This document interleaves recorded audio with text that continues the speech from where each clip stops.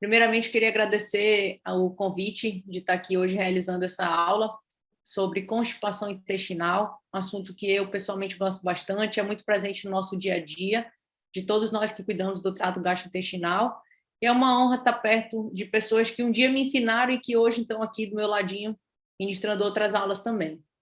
Tentei trazer um conteúdo bem legal para a gente, o assunto é extenso, ele se divide em parte clínica e cirúrgica, mas eu me detive hoje à parte clínica, que eu acredito que seja a maior parte de discussão, e como o tempo é curto, tentei ser o mais direcionada possível. Então, para a gente começar a falar em constipação, primeiro a gente precisa definir o que é constipação. Será que todo mundo que chega no consultório, a maior parte dos pacientes chegam e eles realmente já falam que são constipados? Será que realmente eles são? Então, para a gente definir constipação, a gente usa o critério de Roma 4, que é o critério mais atual, no qual a gente vai definir como constipação a presença de 2 ou mais dos sintomas abaixo por pelo menos 3 meses nos últimos 6 meses. Quais são os sintomas? Esforço evacuatório, fezes endurecidas, sensação de evacuação incompleta, sensação de obstrução de saída, manobras manuais que facilitam a evacuação, menos de 3 evacuações por semana. Lembrar que as fezes podem estar macias, mas se tiver em uso de laxativo, não vale. E que a gente tem que lembrar também dos critérios insuficientes para a síndrome do intestino irritável, que aí a gente faz o link com a síndrome do intestino irritável, predominância de constipação nos pacientes que vão ter o tipo de constipação de trânsito normal. Então, são 2 links que a gente tem que fazer, que hoje são um desafio diagnóstico para a gente. Eu trouxe aqui a escala de Bristol, já que a gente está apresentando a aula também para alunos, para a gente lembrar que, quando a gente fala em consistência, a gente define a consistência das fezes através da escala de Bristol. Para a gente é importante tanto a frequência intestinal quanto a consistência. Os dois, separadamente, vão definir para a gente critérios lá de Roma para a gente conseguir configurar se o paciente é ou não constipado. E aí o que fica para a gente como trânsito intestinal normal são as fezes do tipo 3 e tipo 4. Tipo 1 e tipo 2, claramente constipados, tipo 5, 6 e 7 são os pacientes que já têm ou um trânsito acelerado ou uma tendência à diarreia. As principais causas de constipação vêm a ser principalmente a alimentação, né, que é a alimentação rica em carboidrato complexo, farinha, gordura, carne vermelha. Nós sabemos que atualmente existem vários medicamentos, em especial os opioides e os psicotrópicos, com associação de interferir realmente no trato gastrointestinal, as comorbidades sendo uma delas principais, o hipotireoidismo, fatores psicológicos e psicossociais, cada vez mais a gente tem comprovação científica de alterações, inclusive histórias de abuso sexual, levando a paciente a desenvolver a constipação. Problemas colônicos em si, que nós vamos estudar hoje, os dolicocolons, a inércia colônica, os distúrbios do assoalho pélvico, que vem a ser a constipação pélvica, que é um assunto que eu fiz questão de trazer hoje aqui para a gente, e a microbiota intestinal, que também é outra coisa que a gente vem estudando cada dia mais. E é importante salutar aqui a predominância da constipação na mulher, né? Uma relação de pelo menos 3:1, quando comparada com os homens. As classificações da constipação, a fisiopatologia dela em si, vai girar totalmente em torno do quê? Da motilidade intestinal, da formação do bolo fecal e da função do assoalho pélvico. A gente já tem comprovado que, em parte, 30% dos pacientes vão ter transtornos coexistindo, ou seja, ele vai ter transtorno intestinal de motilidade e também disfunção do assoalho pélvico, ou seja, não adianta eu tratar o paciente só de uma parte e deixar a outra faltando, eu não vou resolver a constipação do meu paciente. Com isso, a gente define a constipação em 3 tipos: a constipação de trânsito lento, a constipação de trânsito normal, e aí entra a síndrome do intestino irritável, com predominância para a constipação, e a constipação pélvica. Os tipos de constipação a gente vai definir de acordo com as características que o paciente vai apresentar e, obviamente, que os exames complementares vão mostrar para a gente. O trânsito lento, graças a Deus, que é o menor, né, que existe em menor número, e é o paciente mais difícil, é o paciente que até hoje é um desafio, principalmente para nós cirurgiões, que é o paciente que vai chegar na parte de cirurgia e que, infelizmente, a gente ainda não tem os melhores resultados, mesmo pós-operatórios, para esses pacientes. Então, são os pacientes que ficam dias, semanas sem evacuar. E essa inércia, infelizmente, ela não é só do cólon. A gente sabe que existe um comprometimento do trato gastrointestinal em si. E até hoje a gente estuda, né, tenta entender onde que está o erro desse marca-passo, onde que vem o problema desse paciente. E são os pacientes que vão chegar no consultório falando que já fizeram de tudo, eles comem fibra, eles fazem atividade física, eles ingerem água numa quantidade adequada, e ele faz de tudo, já usou todos os tipos de laxativo, já precisou fazer enema, e ele não consegue ter um hábito intestinal saudável ou sair da constipação. O trânsito normal é o paciente que vai referir fezes endurecidas, vai falar para a gente da dificuldade que ele tem para evacuar, vai sempre referir a dor abdominal e a sensação de distensão e de flatulência. E a constipação pélvica é o paciente que vai vir com sintomas bem direcionados. E aí é que está a importância da gente conversar e fazer uma anamnese bem minuciosa. O paciente com a constipação pélvica, ele vai referir, na maior parte das vezes, esforço evacuatório, necessidade de manobra digital para evacuar, seja perianal, seja vaginal ou seja retal, e a sensação de evacuação incompleta. Então, ele faz a evacuação e ele tem a necessidade de ir novamente no banheiro, porque ele fica com a sensação de que ainda ficou fezes e realmente fica. Então, esses são os pacientes em que a gente vai investigar os distúrbios do assoalho pélvico, sendo os mais comuns, mais presentes, a contração paradoxal do bulbo retal, também conhecida como nismo, a hipossensibilidade retal, a presença de uma retocele ou enterocele e a presença do prolapso interno, que é a intussuscepção. Então, como as figuras mostram aqui para vocês, e trazendo um pouco à tona essas alterações, essa segunda figura, que mostra como se fosse uma cordinha segurando a porção final do reto, é justamente a contração paradoxal. Essa cordinha que vocês estão vendo é o músculo pubo-retal. Então, ele se insere no pubis, dá a volta no reto e se insere do outro lado do pubis. Na hora da gente evacuar, enquanto ocorre o reflexo inibitório, ou seja, chegam fezes na ampola, ocorre uma mensagem cerebral para relaxamento do esfíncter interno, que é quando nós sentimos vontade de evacuar, e aí, se decidimos socialmente ser o local certo, relaxamos o externo, o bulbo retal ele deve relaxar em conjunto, mas em alguns pacientes, em vez dele relaxar, ele contrai. E é isso que a gente configura como anismo ou contração paradoxal do bulbo retal. E como vocês podem ver claramente na foto, ele impede literalmente a passagem das fezes. A hipossensibilidade retal é justamente esse atraso, o paciente não sente a vontade de evacuar, tá certo? Então, ele tende a formar mais bolo fecal e a ter dificuldade na eliminação. A retocele, como a própria foto mostra, é uma protusão da parede retal para a parede vaginal, causando uma impactação das fezes na saída. Por isso que a gente chama de obstrução de saída ou síndrome da evacuação obstruída. E a intussuscepção também, como a foto claramente mostra, ela impede mecanicamente a passagem das fezes.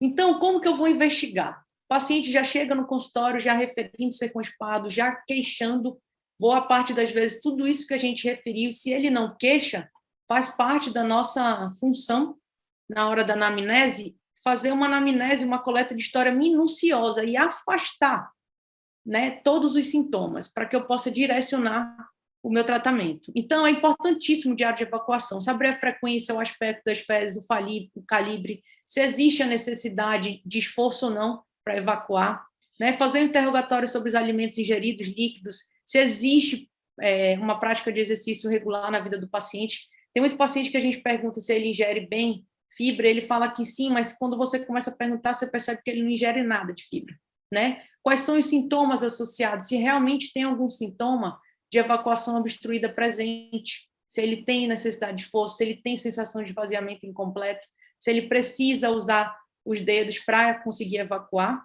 e sempre interrogar a escala de Bristol, lembrando que ela é um dos critérios lá de Roma para a gente poder classificar o paciente como constipado. O exame físico não menos importante, principalmente para nós proctologistas, direcionado para a parte proctológica.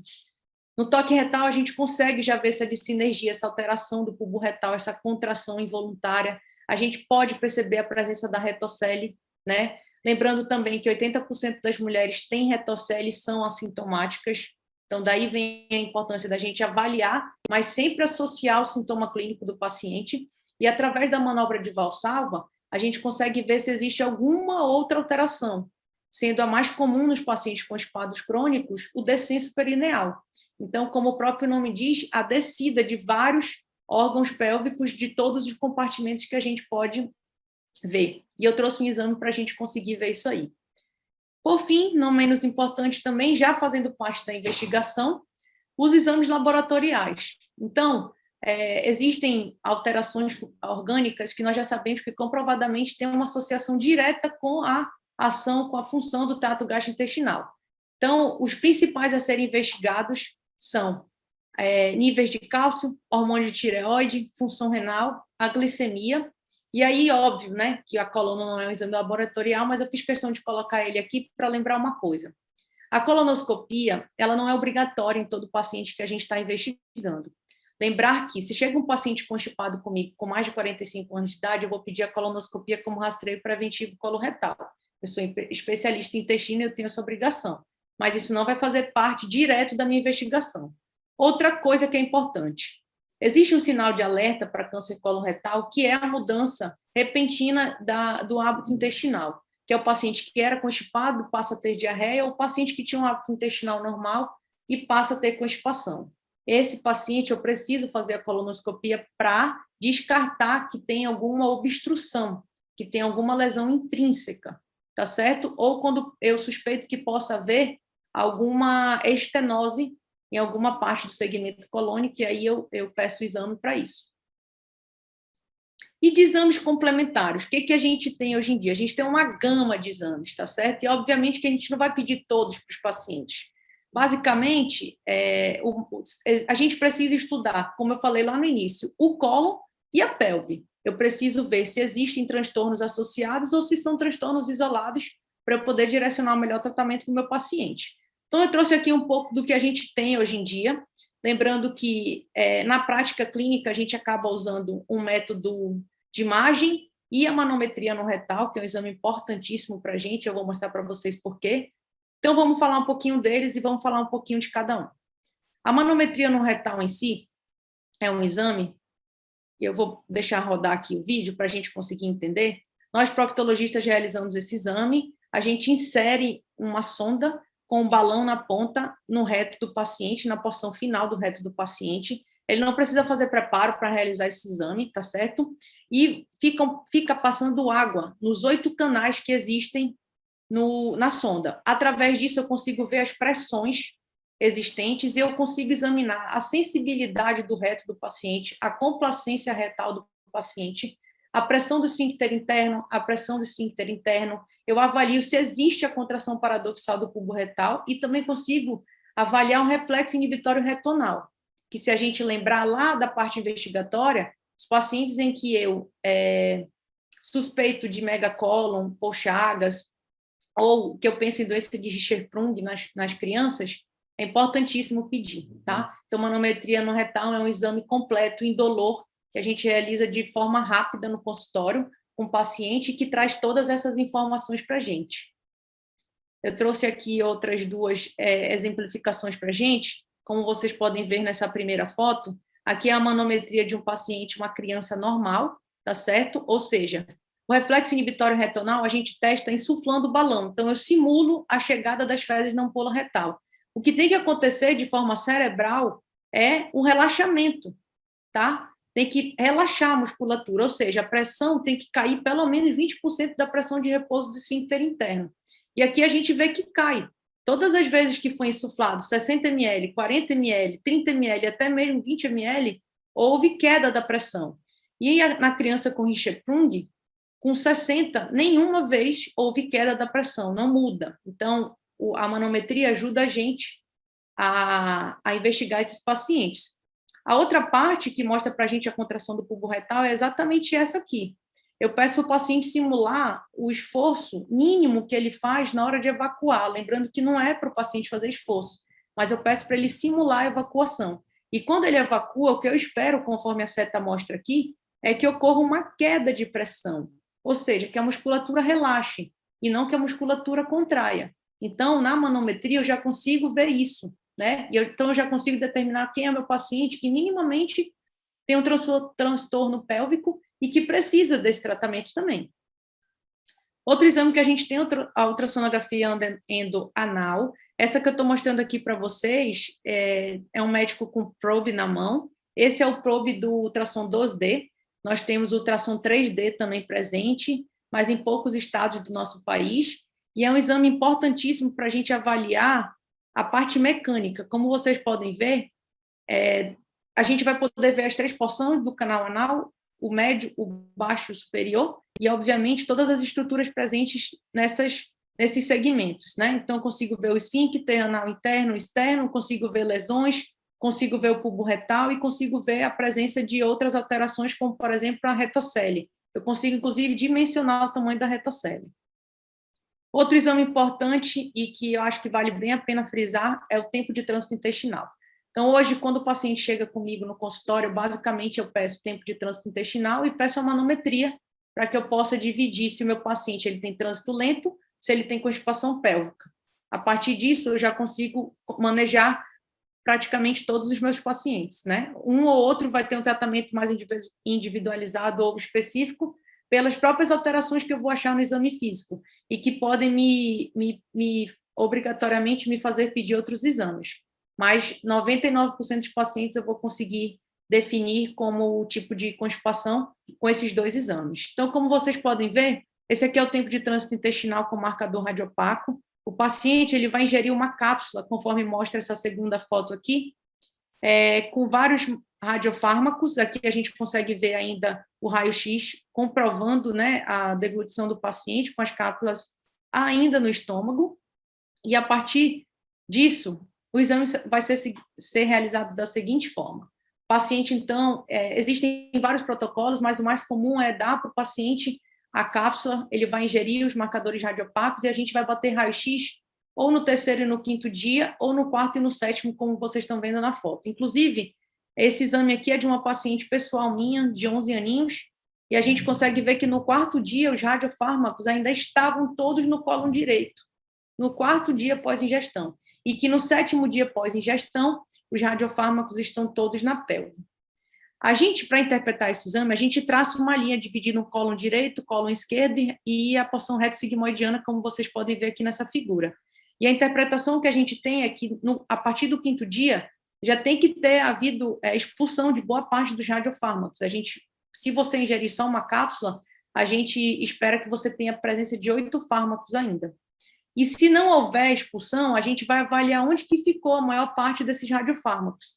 E aí a gente consegue ver que no 4º dia ela ainda tinha presença de grande quantidade no cólon direito e que no 7º ela ainda não tinha evacuado e que eles estavam presentes na pelve. O que faz menção para a gente aqui, como interpretação, que essa paciente provavelmente tem um trânsito lento e tem um distúrbio obstrutivo de defecação. Tá certo? O enema opaco é outro exame que pode ser utilizado para a gente afastar os dolicocolos, os pacientes com alguma alteração como a estenose no cólon, tá certo? E aqui a gente tem uma expressão de um paciente com dolicocolon, um cólon transverso bem insinuante, um sigmoide também.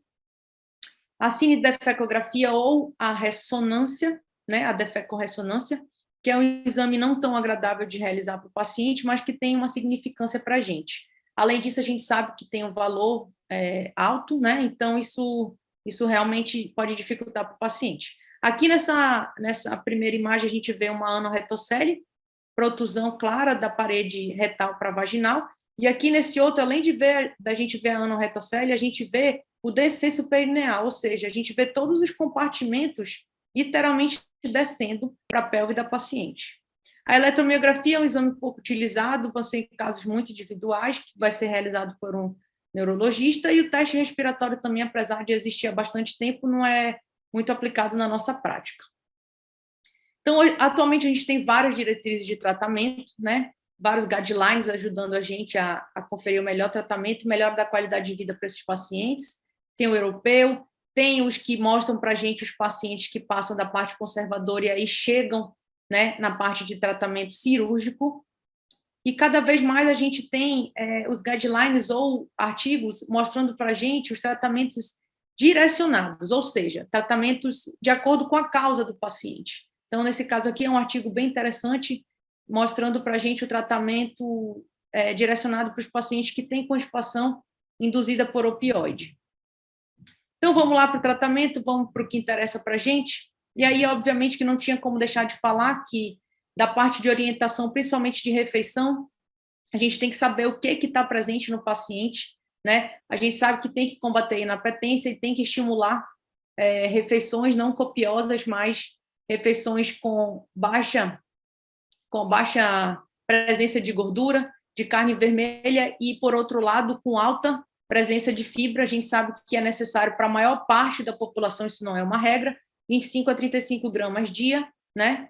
10 a 13 gramas para os idosos, e que já são constipados por opioide. O ideal é a gente não fazer tanta fibra, porque esses pacientes tendem a ter bastante distensão abdominal e flatulência.